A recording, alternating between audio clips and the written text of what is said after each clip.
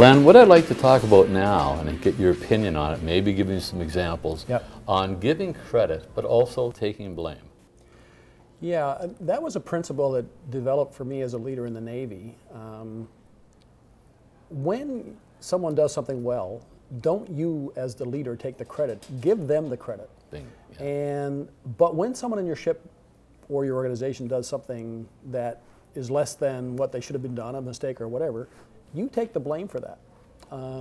I can still remember, Bill, a young man, 1988, on my ship. He was a young officer in charge of the ship under my command, and he made a stupid mistake. My boss, in charge of several ships, was next door in my sister ship.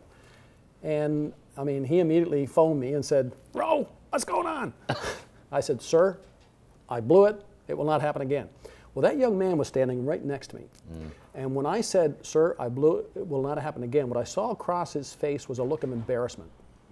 But immediately there was a look of, that will never happen again. My commanding officer will never have to apologize for me again or take the blame for me again. Great. He turned into one of my best young officers. Oh, that's neat. Do you have any other? Because you're right. People that make mistakes that don't take the blame drives me nuts. Yeah, the leader has got to take the blame. That's right. Got to take the blame, but give the credit. But here there is a caveat to that. When you take over an organization, that can be a principle you live by. You express that principle to the people who are working in that new organization with you, but it's going to take them 6 months to a year before they trust you. Right. I mean, you can say to them up front, "I will take the blame when things go wrong. I will give you the credit when things go right." They're going to test you, and it's going to take them several months to a year to trust you. I would suggest 6 months.